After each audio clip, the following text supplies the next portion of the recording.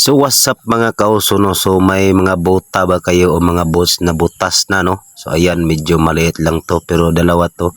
So ito tinanggal ko to dito na side, no? Kasi ito ang ating gagawing pantapal dyan sa butas na yan. So dito naman mga kauso, no, i-grind muna natin yan para didikit yung rubber na pantapak natin. So nakita nyo naman kanina, doon natin kinuha sa bota din, sa boots na sa bandang gilid niya. So ayan, natapos na i-grind. So ayan, atin ang susubok. At dito naman ay papakita natin, ito lang yung ginamit ko, no, yung sirang kutsilyo. So ayan, dito ininit ko yun. So ito na, painitin lang natin ng sobrang mainit talaga mga kauso, no, para matunaw yung rubber na itatapal natin. So ayan, kakapit din naman yan mga kauso, no. So napakadali. Huwag nyo munang itapon yung mga buta nyo na kaya pang tapalan. Kung may pangbili naman ay pwede din kayong bumili. Pero yung wala pa, so ito muna ang gagawin nyo.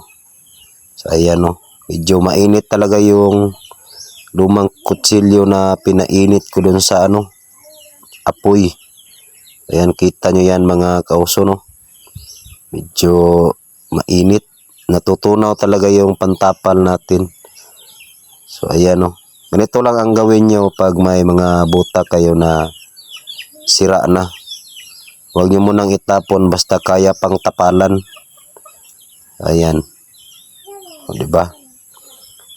So bago matapos ang video na to, no, huwag nyo kalimutang mag-subscribe at mag-follow sa ating Facebook para sa mga iba pa nating idea o more vlogs and content pa mga kauso, no.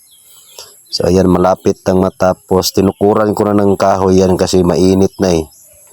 So ayan, natapalan na yan. So ayan, i-fix natin konti para didikit talaga at saka walang singaw. So hindi naman to pang matagala, no, basta may pambili lang. So ayan na, dalawa yan, natapalan ko na yung isa kanina, medyo malaki yun natapalan ko. So diba, ayos yung DIY, pwede pang magamit. Ayan, no, ayos. Thank you at mag-ingat kayong lahat, pa-subscribe na lang at follow sa aking Facebook. So diba, napakagaling ng idea.